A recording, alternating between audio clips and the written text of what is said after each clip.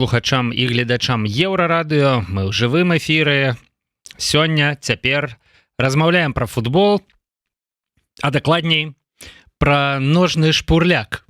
Гэтыя словы ёсць у назве кнігі, якую журналіст Артём Сізенцаў, ну і цяпер уже пісьменнік, я думаю, вялікі аматар футбола, падрыхтаваў пра сваю родную аршаншчыну. На старт і ў тэмпе называецца гэтая кніга і мае падзагаловак «Ножны шпурляк на Аршаншчыне». Артём з намі на сувязі.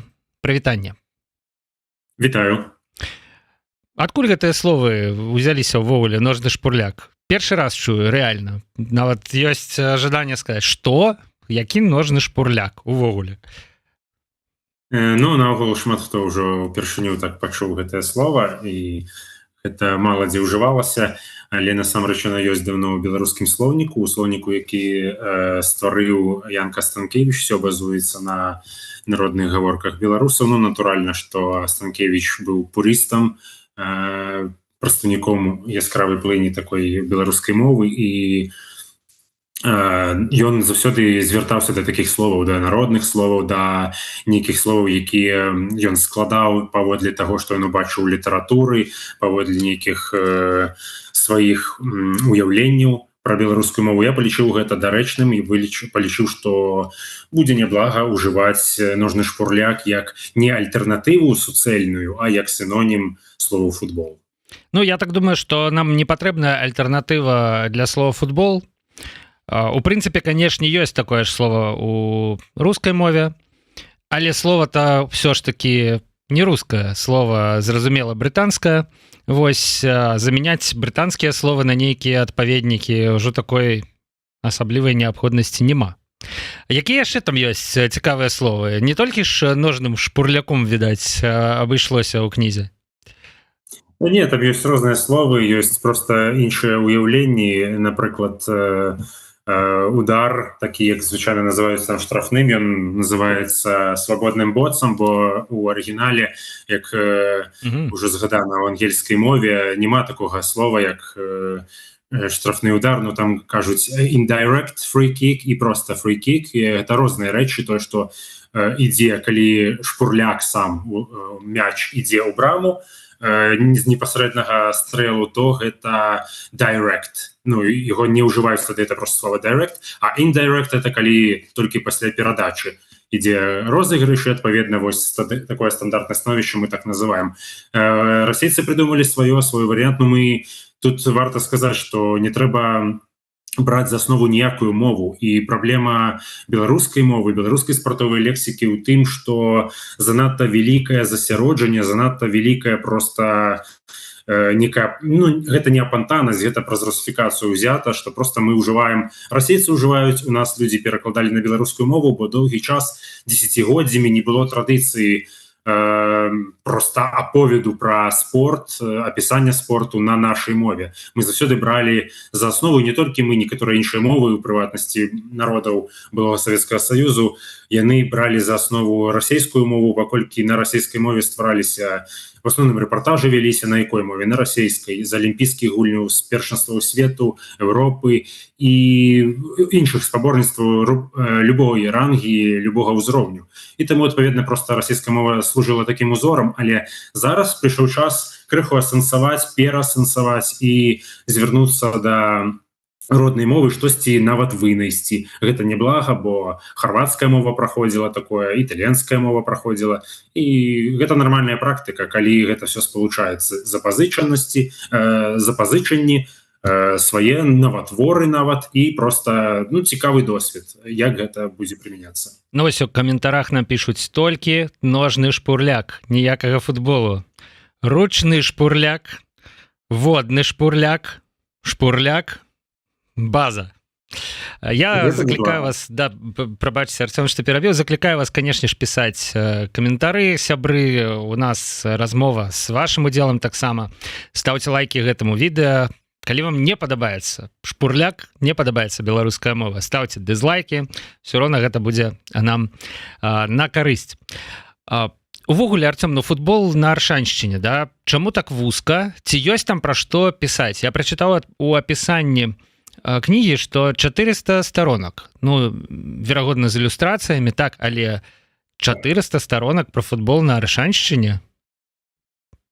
Так, гэта цалкам рэальна аказалася, і больш за тое, яшчэ на апошнім этапе стварэння кнігі, напісання кнігі, вельмі шмат інфармацыі давялося скараціць, бо гэта такі прынцып, напэўна, пісьменніцкі, журналісцкі, любых людзей, якія працуюць з тэкстамі, з кнігамі, трымаць у галаве частку інфармацыі і не все выкладаць на паперу, бо калі б гэта все на паперы апынулася, то па сутнасці гэта Біблія цэлая атрымалася бы тады. Таму пра ножны шпурляк на Аршаншчыне інфармацыі нашмат болей, чым будзе нават у кнізе. Але у гэтай кнізе зараз яна выбрала ў сябе статыстычныя звесткі, біяграфічныя звесткі, цікавыя гісторыі, апісанне розных гульняў, і у тым ліку вельмі незвычайныя, вельмі такія будуць, магчыма, здзіўленне для многіх людзей даведацца аб нечым. Там даволі розная інфармацыя, і як высветлілася, на 400 сторонах гэта можна зрабіць і яшчэ быць незадаволеным, што гэтую гісторыю давялося апусціць, пра гэта давялося крыху скараціць тэкст ці падраздзел, ну бо інфармацыі нашмат болей. А што ўяўляў з сябе футбол на Аршаншчыне? Ну, я так разумею, што ў назву кнігі трапілі назвы каманд, так? Ну, мяркуючы па тым, што яны ў двух косях, тут я такую лагічную думку, да, маю. Што гэта было? Калі з'явіўся футбол на Аршаншчыне, да? Як развіваўся? Што цікавага там? Паводле цяперашніх звестак, першую гульню правялі яшчэ ў 1918 годзе, а Ворша, як вядома, была падзеленая, там лінія фронту стаяла, і Першая сусветная вайна, і пасля Першай сусветнай яшчэ, і нават у час Першай усесветнай, гэта і бальшавіцкі пераварот, і гэта розныя іншыя падзеі гістарычныя. Гэта было цяжка, і таму, напэўна, некія апісанні да гэтага моманту невядомыя той гульні. Імаверна, што гулялі з віцеблянамі, бо з Віцебскам заўсёды былі такія сувязі, узаемныя паездкі, сустрэчы на полі. І, адпаведна, ну, проста тады ніхто не займаўся такой храналогіяй, ніхто не ведаў, напэўна, як той футбол будзе развівацца далей, як каманды будуць, ці надоўга яны будуць стварацца. Плюс гульцы не былі прафесійнымі, гэта відавочна быў аматарскі занятак на той момант. З адметнасцяў шмат, ну, напрыклад, часта ў камандаў не хапала проста сродкаў нават прыняць і накарміць гульцоў іншай каманды. У Віцебску стваралася свая ліга, там таксама былі асаблівасці, напрыклад, там уладальнікі аднаго з дамоў на плошчы прасілі каманды гуляць у іншай частцы плошчы, паколькі разбівалі шкло. У Воршы упэўнены, што было таксама нешта падобнае, і ў Воршы у розныя часы былі розныя сітуацыі са стадыёнам, калі на стадыёне, напрыклад, ламалі лаўкі, перад гульнёй нешта там адбывалася, што ускладняла сур'ёзна правядзенне паядынку. Акрамя таго, забывалі нанесці разметку на поле. Ну, гэта вось шмат розных такіх цікавых гісторый, нюансаў, якія людзі, якія цікавяцца ножным шпурляком толькі вось у моманце Лігі чэмпіёнаў, нейкіх такіх гульняў, мундыяль, напрыклад, яны нават не могуць уявіць, што ёсць іншыя палі, ёсць простыя стадыёны, простыя заўзятары, якія заўзімаюцца не за трыумф, а проста за сваю каманду гадамі, дзесяцігоддзямі, і жывуць без тытулаў. Іх каманда нічога асабліва не здабывае, там ніякіх кубкаў, але яны прыходзяць. Таму аршанскі і каманды, ну, я толькі вынес дзве каманды ў загаловак, Старт і Тэмп. Самыя вядомыя, Старт з Воршы, Тэмп з Барані суседняй. Гэта былі самыя дзве паспяховыя каманды, але былі ж іншыя каманды. Былі Локаматыў, быў Спартак, было Дынамо, быў Воднік, было шмат розных каманд. Лёнакамбінат быў, Аўтакалёна, і все мелі пэўныя поспехі на лакальным узроўні, на рэспубліканскіх чэмпіянатах. Тады праводзіліся розныя чэмпіянаты па спартовых таварыствах і у рамках розных такіх прафсаюзных гульняў спаборніцтваў. Таму інфармацыя вельмі шмат сабралася. Відавочна, што не толькі пра гэтыя дзве каманды ідзе гаворка, а пра розныя, фактычна больш за дзесятак камандаў. Ну, не магу не задаць пытанне, ці была футбольная каманда ў Копасе?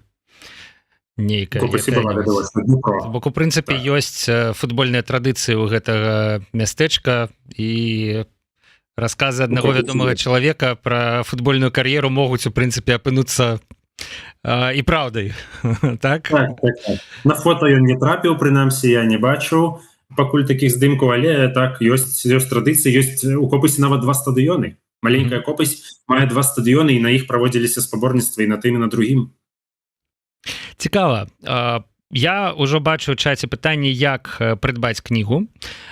І таксама я бачу ў чаце спасылку на збор сродкаў, на гронку. Я думаю, што ў яе апісанні відэа яна таксама будзе, яна застанецца. Ну, але, Артём, раскажы, у прынцыпе, кніга гатовая цяпер?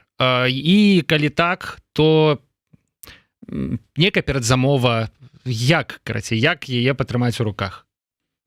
Так, кніга гатовая, і вось гэтыя грошы, якія зараз ідзе збор сродкаў на кнігу, і гэтыя грошы ідуць якраз на аплату ўсёй працы, бо, канешне, яна вымагае там і шыхтавання, і працы мастакоў. Гэта все было праведзена, гэта все даволі складана рабіць, бо, безумоўна, гэта трэба ўзгадняць са мной як аўтарам паводле розных гістарычных дакументаў, якія мы маем, паводле апісанняў подраздзелаў кнігі, а аформіць заказ на кнігу можна лёгка якраз вось на гронцы, фактычна ахвяруючы, там ёсць спіс узнагарод і спіс таго, што атрымлівае чалавек, які ахвяруе пэўную суму. У залежнасці ад сумы ёсць там і просты шлях аформіць, ахвяраваць гэтыя грошы, і ўжо асобнік ваш. Прычым ёсць магчымасць нават і подпісу майго, калі для кагосьці гэта каштоўна. Ну, гэта нармальная опцыя. Мне здаецца, што асобнік з подпісам аўтара гэта заўжды крыху лепш, чым асобнік без, уласна кажучы, подпіса аўтара. Вось яшчэ пра што падумаў. Ну, не горшая адзіна, і гэта атрымліваецца, што шмат якія гарады, мястэчкі беларускія, яны маюць сваю футбольную гісторыю, пра якую ведаюць, магчыма, толькі мясцовыя, да, магчыма, ніхто ўжо не ведае, якую трэба збіраць, даведвацца. Ці маю я рацыю? Ну, мы згадалі ўжо Копысь, Барань, так, але шырэй, калі так казаць. Безумоўна, ва ўсіх мясцінах у Беларусі паўсюль гулялі ў ножны шпурляк, паўсюль гэты від развіваўся сваім чынам. Дзесьці не было доўга каманды, якая бы выступала на рэспубліканскім узроўні, як мы прывыклі казаць. Былі каманды, ну, толькі такім лакальным узроўні, на лакальным узроўні. Тут трэба таксама заходзіць з таго, што Беларусь агулам не надта футбольная краіна, а вось у Брытаніі ёсць прыклады, ёсць выданні некаторыя ў мяне і ў маіх знаёмых, сяброў. Даводзіцца бачыць, калі нейкі энтузіаст з'яўляецца, выдае кнігу сторонок так на 150, на 200 про клуб, які ніколі не падымаўся вышэй за 6-й дывізіён, і ідзе апісанне, ідуць фотаздымкі, і людзям у іх рэгіёне гэта вельмі цікава, але больш за тое ёсць калекцыянеры, ёсць людзі, якія жывуць у іншых рэгіёнах краіны і якія просто заказваюць эту кнігу, просяць, прыязджаюць асабіста яе набыць на нейкую гульню, напрыклад, на стадыён, дзе там аўтар прызначыў сустрэчу. Гэта унікальна, гэта просто людзі з апантанасцю, яны гэта ўспрымаюць як узнагароду сваёй працы, бо праца сапраўды непростая. Ну, гэта з аднаго боку, безумоўна, прызнанне уласна футбалістаў, да? Гэта ўзнагарода для футбалістаў, якія жылі спортам, жывуць. А з іншага боку, я цяпер на гэта гляджу вось падчас размовы з вамі як на цэлы нейкі сусвет, да? Вось, які ў прынцыпе схаваны ад вачэй, але, ну, як Мінчук, што я ведаю пра мінскі футбол? Ну, Дынама, ну, ФК Мінск, там, ну, у пэўным часе МТЗ Рыпо, ну, Крумкачы, там, да, і цяпер відавочна, што гэта проста нейкая вяршыня айсбергу, пад якім, там, у небачнай, у падводнай частцы, ну, тысячы, дзесяткі тысяч людзей, падзеяў, сітуацыі, жарсцяў, вось гэтага ўсяго. І Артём Сізінцаў, наш суразмоўца, ён кажа, што ў прынцыпе такое знойдзецца, ну, плюс-мінус у любым беларускім горадзе, мястэчку. Гэта просто фантастыка. Як збіраць інфармацыю, так. І акрамя таго, вось пра Менск выходзілі кнігі, ёсць кнігі гістарычныя пра харчавік, пра СКА, пра Дынама, цэлых двухтомнік. Ну, пра Дынама агулам, конечно, шмат публікацый, зразумела, гэта каманда, якая прадстаўляла усю Беларусь у савецкім першынстве яшчэ у савецкую пару, але ёсць кнігі, ёсць вось нават пра харчавік цэлая кніга, там і ёсць цікавае апісанне, як людзі прыходзілі на стадыён, пра самі стадыёны, і ў маёй кнізе, дарэчы, ёсць пра стадыёны, апісанне стадыёны, на якіх адбываліся асноўныя, будзем казаць, футбольныя баталіі рашэншчыны. Это все ёсць. Гэта вельмі цікава, таму што гэта настолькі класна кладзецца у тренд, каб ведаць сваё, каб любіць сваё, каб ганарыцца сваім. Ганарыцца сваім немагчыма, калі ты не ведаеш, да? І вось такая кніга, напрыклад, да, каб пераставаць быць нецікаўным, да? Вакол нас адбываецца на нашых малых радзімах шмат падзеяў, і калі мы не цікавімся імі, не цікавімся гэтым жыццём, якое віруе навокал, мы, відаць, з'яўляемся дрэннымі грамадзянамі, дрэннымі жыхарамі тых месцаў, дзе мы знаходзімся. Калі цікавімся, з іншага боку, а калі удзельнічаем, увогуле супер, да? Вось мы з'яўляемся добрымі грамадзянамі. Ты ўжо сказаў крыху пра збор матэрыялаў, як працавалася над гэтай кнігай? Гэта было цяжка. Безумоўна, лягчэй за ўсё тым, хто апантаны ідэяй стварыць нешта. Я спачатку не думаў пра кнігу, я просто збіраў звесткі, мне просто было цікава. Бо я чуў ад старэйшых людзей, калі я прыходзіў на стадыён: о, наш старт гуляў, мы там сустракаліся, о, а калі мы там паехалі, да нас прыязджалі там з Барыса, з Менску, і мы іх 3-1. І вось трэба неяк это все апісаць, это трэба... А я не ведаю, добра, 3-1, а можа быць, это была адзіная перамога ў той першынстве. І невядома, і ты даведваешся, табе расказваюць нешта пра стадыён, і все гэта такі сумбур, столькі звестак, столькі розных лічбаў, а укласці гэта ніхто не мог. І вось я вырашыў, што пора знайсці табліцы, пора знайсці публікацыі, нейкія здымкі, пора ўрэшце пагаварыць, сустрэцца, пазнаёміцца з тымі людзьмі, і для мяне такое ўражанне было вялікае адчуванне такога некага вялікага моманту, калі ты малы сядзеў на стадыёне, глядзеў, а потым ты, глядзеў проста гульні, а потым праз 20 гадоў, моўна, ты сустракаешся з тым чалавекам і кажаш: а я глядзеў, еще на вы яго называеш, я глядзеў вас там, як вы гулялі. Тады ўжо афіцыйная назва была Ворша, просто, якая і цяпер існуе. І, конечно, безумоўна, трэба вяртацца да старту, да гістарычнай назвы, і ты просто расказваеш яму свае эмоцыі, яму таксама прыемна, бо яго памятаюць, і ад чалавека ты атрымліваеш звесткі. І, безумоўна, атрымлівалася так, што я сустракаўся з людзьмі, якія скончылі кар'еру да таго моманту, як я пачаў актыўна цікавіцца, які я наогул нарадзіўся нават.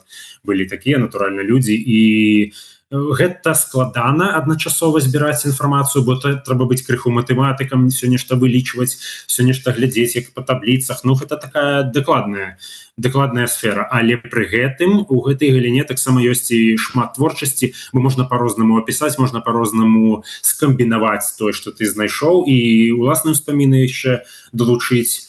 Таму я сказаў бы, што гэта была праца такая у задавальненне, у маё. Хаця, безумоўна, гэта вымагала шмат часу, але я задаволены, шчаслівы. Вось прагучала, што Беларусь не футбольная краіна, што, праўда, далей ты патлумачыў гэтае параўнанне, там у параўнанні з Великабрытаніяй, да? Але ці сапраўды мы не футбольная краіна? Я разумею, што, канешне, калі паглядзець на нацыянальную каманду, ці там на вынікі клубаў у еўрапейскіх лігах, то да, можа скласціся ўяўленне, што краіна не футбольная, але ж, магчыма, не заўжды было так. Можа быць, проста нейкі час цяпер неспрыяльны, нейкія абставіны.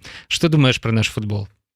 Не, я бы сказаў, што ўвогуле мне некалькі разоў задавалі пытанне, ці ёсць беларускі футбол, ці можна гэта называць футболам. Безумоўна, гэта можна называць футболам, гэта ёсць.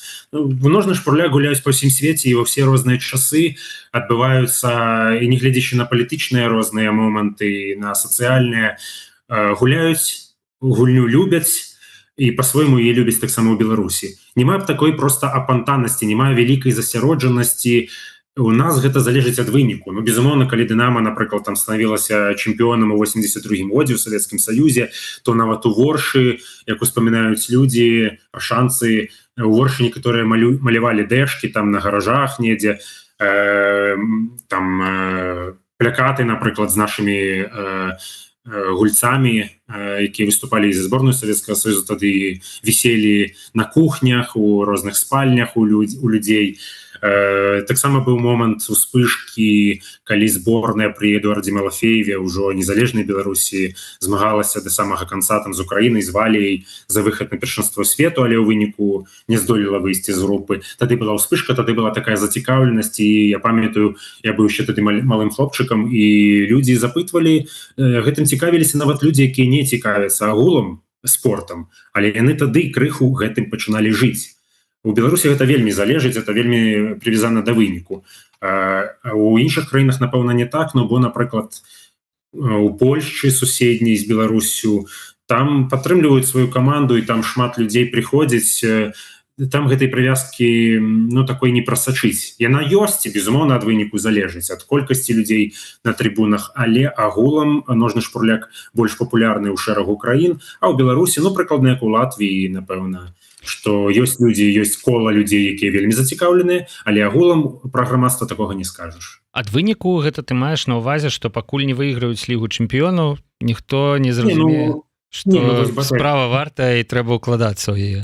Ну, калі БТ выходзіў у групавы этап Лігі чэмпіёнаў, там чэргі стаялі цэлыя ў Менску, людзі на марозе стаялі, не баяліся, прыязджалі ад раніцы там за некалькі гадзін да адкрыцця касаў. Это звычайная справа, ну, бо ёсць поспех, людзі бачаць, што трэба нешта падтрымліваць, але зноў жа тыя самыя прыхільнікі БТ, якія хадзілі, якія сталі часта прыхільнікамі БТ проста з нагоды іх выхаду ў Лізе чэмпіёнаў, яны не цікавіліся абсалютна, як каманда выступае ў першынстве Беларусі. І калі б, напэўна, ім сказалі, што вы разумееце, што Лігу чэмпіёнаў праходзяць па выніках першынства беларускага, то, я думаю, частка людзей бы здзівілася, што там трэба, аказваецца, заняць першае месца яшчэ перад гэтым. Пасля адборачны турнір нейкі, да, яшчэ там. Так. Ну, але вось месца беларускай нацыянальнай каманды ў канцы першай сотні рэйтынга сусветнага, гэта аб'ектыўнае месца, ці ў прынцыпе мы маглі б лепш, ну, магчымасці краіны дазвалялі б як бы лепшы вынік. Безумоўна, мы маглі б лепш. Грэцыя, супастаўная з намі па колькасці насельніцтва, была чэмпіёнам Еўропы у 2004 годзе, роўна 20 гадоў таму. Беларусь, все залежыць ад таго, як вядзецца гаспадарка, бо чыста паводле там колькасці насельніцтва, напрыклад, то Расія бы была заўсёды чэмпіёнам свету, але гэта не так, бо весці футбольную гаспадарку не ўмеюць, клубы знікаюць пастаянна і все. Ну і ў Беларусі таксама, калі ножным шпурляком кіруюць не толькі рознымі відамі спорту, кіруюць людзі там з вайсковай галіны, яшчэ з нейкай, ну не можа быць поспеху. Калі людзі самі, калі яны самі чыноўнікі прызнаюцца, што да мы асабліва не ведаем гэты спорт. Мне спадабалася, я ўспамінаю, як Андрей Чэпа расказваў гісторыю, што адзін з чыноўнікаў федэрацыі вярнуўся з нейкай камандзіроўкі, он расказваў у нейкім інтэрв'ю не так давно, вярнуўся, значыць, чыноўнік футбольны, нібыта, з камандзіроўкі ў федэрацыю, і потым запытвае па сакрэце ў людзей, якія больш знаюцца на ножным шпурляку: слухай, а чаму по-рознаму называецца турнір Ліга чэмпіёнаў і Ліга Еўропы? То бок ён не разумее, што это два розныя турніры. І пакуль такія людзі будуць кіраваць, нічога не будзе. Трэба жыць гэтым, трэба гэта любіць. Не заўсёды ёсць прэтэнзіі нават вось у Польшчы, напрыклад, Збігнеў Бонек, у Харватыі Давар Шукер былі кіравалі мясцовым ножным шпурляком, і да іх былі прэтэнзіі, што вы не так працуеце, неэфектыўна, вы памыляецеся. А гэта цалкам футбольныя людзі, это людзі, якія пражылі ўсё жыццё ў гэтым, а тут кіруюць людзі, якія там маюць пагоны палкоўніка, падпалкоўніка, якія, можа быць, не ведаюць, што такое па-за гульнёй, і не ведаюць, што такое там, не ведаю, замена нават на поле. А цяпер ім стала яшчэ цяжэй са з'яўленнем Лігі канферэнцыі трэцяга турніра ў Еўропе стала яшчэ цяжэй. Што это, чаму так адбываецца ўсё? Ну да, гэтыя людзі, яны, я думаю, лічаць, што галоўнае гэта ніколі не апынацца па-за гульнёй, а весь час быць у гульні. А як ты гуляеш, як бы чым кіруеш, гэта ўжо справа 10-я, але у прынцыпе я бачу у тваіх словах і нагоду для аптымізма.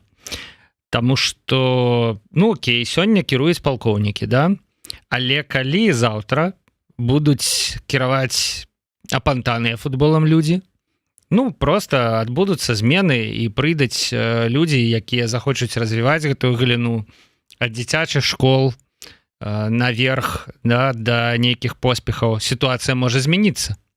Калі б сёння кіравалі людзі уцягнутыя, апантаныя, зараджаныя і нічога не атрымлівалася, вось гэта б ужо было б дрэнна. А ну просто сёння вот такая штука, такая сітуацыя, ну і не атрымліваецца нічога, як бы, ну так все лагічна.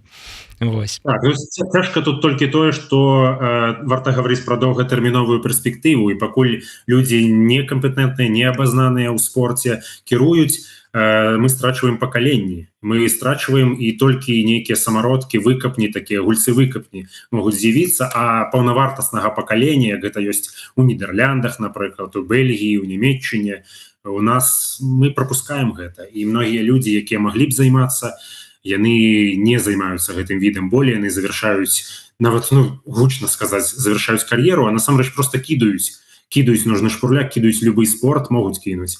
Калі бачаць, што ніякай проста няма з гэтага карысці, ніхто ім не дапамагае, школы ў бядотным стане, трэнерам плацяць вельмі мала, і ў трэнера ісці ніхто не хоча. Так што гэта такая комплексная праблема. Я думаю, што і з іншага боку гэта працуе. Пакаленні заўзятараў, якія маглі б быць захопленыя футболам, ім, у прынцыпе, няма чым захапляцца, і бацькі ну, не гадуюць дзяцей у нейкай гэтай культуры, хадзіць на стадыён, любіць свой футбол, заўзець за сваіх, і калі так доўга будзе працягвацца, ну, а на сагнаных на стадыён вайскоўцах, канешне, ніякага сапраўднага патрыятызму, да, вот, сапраўдных традыцый ніколі не пабудуеш, то разваліцца і з іншага боку. Да, вось гэтая структура захаплення футболам, футбалістамі, у прынцыпе, тая магія, якая шмат каго штурхае да прафесійных заняткаў спортам, каб на цябе глядзелі, табой захапляліся. Я бы дадаў яшчэ тое, што я прыхільнік падыходу, што на стадыёне павінна быць комфортна.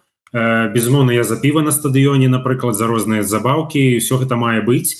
У нармальнай каманды, такая, якая паважае сябе і традыцыі, павінен быць нейкі такі талісман, які ходзіць па стадыёне, там з дзецьмі забаўляецца. Гэта вельмі цікава, гэта проста зрабіць, гэта проста трэба захацець. Калі прадаюцца праграмкі, калі можна выпіць, паесці што-небудзь, і алкагольныя напоі, безалкагольныя ёсць розныя. І акрамя таго, лепей, ну, я проста быў на розных гульнях. Я быў на гульнях, дзе прысутнічала 40 чалавек, і быў на стадыёнах, куды проста зганялі людзей, гэта ў Беларусі было, як правіла, зганялі людзей проста, і яны пасля першай паловы адразу сыходзілі яшчэ ў перапынку, не чакаючы, бо яны не цікавіліся, гэта все было пад прымусам, з-пад палкі. Дык вось, лепей быць на стадыёне, дзе будзе 40 чалавек, але все гэтыя вочы будуць глядзець на поле, будуць гэтым цікавіцца, абмяркоўваць гэта, чым там будзе 2000, і проста яны будуць балбатаць, гаманіць, і не глядзець, не цікавіцца, і сыходзіць пры першай магчымасці. Ну і пажадана, канешне, каб на ўваходзе не затрымлівалі за бел-чырвона-белую сімволіку і за герб пагоня. Ну, это як бы база. Любую агулам. Тут нават справа не ў нацыянальнай сімволіцы, не заўсёды справа ў нацыянальнай сімволіцы. Былі выпадкі, калі людзей затрымлівалі ці проста доўга не пускалі на стадыён праз атрыбутыку сваіх колераў, сваёй каманды, пачыналі запытваць, калі там асабліва яшчэ на лацініцы нешта напісана, пачынаюць запытваць, што гэта значыць. Ну, калі такога няма, калі спрыянне ідзе наведванню і заўзятарам, то колькасць людзей будзе пастаянна пашырацца, павялічвацца на трыбунах. Сябры, калі шчыра... Прабач, Артём, што не даў дагаварыць, падалося, што ты ставіў кропку. І я хацеў бы ўжо ставіць кропку ў нашай размове, таму што пра футбол, напраўду, што можам доўга размаўляць. Не тое, каб я сябе так адносіў да людзей апантаных футболам, ну, але канешне ж, заўзеў, тое я ведаю, і там сачу. У параўнанні з нашым сённяшнім госцем, канешне, я абсалютна дылетант. Мне здаецца, што у нас у стрыме сёння, ну, гісторык футбола, можна так назваць. Прынамсі, гісторык футбола на Аршаншчыне. Ўсё ж такі кніжка на 400 старонак не дасць пра гэта схлусіць. І таму нагадваю яшчэ раз усім вам, сябры, ідзе збор сродкаў на гэтую кніжку, на выданне. Перадзамовіць яе можна на сайце Гронка. Вы можете знайсці спасылку у нас у Тэлеграме, можете знайсці спасылку тут у чаце трансляцыі, можете знайсці яе ў апісанні да гэтага відэа. Мне здаецца, што справа вартая, асабліва калі вы з Віцебшчыны, асабліва калі вы з Аршаншчыны. Калі ёсць вось у вас у крыві гэты патрыятызм. Я бы сказаў, што тут яшчэ досвед мае значэнне, паколькі у мяне кнігі, я не са Слонімшчыны, не з Крычаўшчыны, у мяне ёсць розныя кнігі з розных рэгіёнаў, якія раней выходзілі, пра гісторыю такога рэгіянальнага футболу, і трэба проста гэтым цікавіцца, чытаць. Калі у чалавека ёсць зацікаўленасць, ён можа быць з самага далёкага ад Аршаншчыны кутка Беларусі, але пры гэтым яму захочацца прачытаць гэтую кнігу, тым болей там же розныя каманды, там же розныя адрасы, там нешта знойдзецца і пра ягоную каманду. А я б хацеў, каб у нас ва ўсіх пасля гэтага стрыму з'явілася жаданне напісаць сваю кнігу, ці неяк паўдзельнічаць у стварэнні кнігі пра футбол, пра... Боже, я уже забыў, пра ножны шпурляк, да, свайго рэгіёну. Таму што, безумоўна, гэта цэлы свет, і кожны рэгіён, і футбалісты з кожнага беларускага мястэчка, яны заслугоўваюць таго, каб пра іх размаўлялі, каб імі захапляліся, каб пра іх, урэшце рэшт, напісалі кнігу. Пакуль што маем кнігу пра Аршаншчыну на беларускай мове, і гэта вельмі добра. Дзякуй вялікі, Арцём, што ты зрабіў гэтую працу. Вось, сябры, заклікаю... запрашаю ўсіх, каму цікава, подписываться на мае сацыяльныя сеткі, чытаць і афармляць перазаказ на кнігу. Я думаю, гэта будзе вартая справа. Ну і калі якія пытанні будуць, то, безумоўна, можна звяртацца. Калі прэтэнзіі, пагрозы, то таксама. Можа, нейкія дабаўкі, можа нейкая эксклюзіўная інфармацыя, урэшце рэшт гісторыю мястэчак, раёнаў, дзе мы жывём, пішам мы самі. Нашая памяць, тое, пра што нам распавядалі бацькі, знаёмыя, все гэта захоўваецца у нас у галавах і не мусіць знікнуць. І, напісаць кнігу не такая ўжо і дрэнная ідэя. Дзякуй вялікі, Арцём. На гэтым скончым. На сёння я развітваюся са слухачамі і гледачамі Еўрарадыё. Вас яшчэ чакае, наколькі я ведаю, адзін стрым ад Змітра Лукашука. Так што не разыходзьцеся, калі ласка. Спасылка будзе на яго неўзабаве, і там будзе таксама шмат цікавага. Дзякуй, Арцём. Да пабачэння. Дзякую. Шчасліва.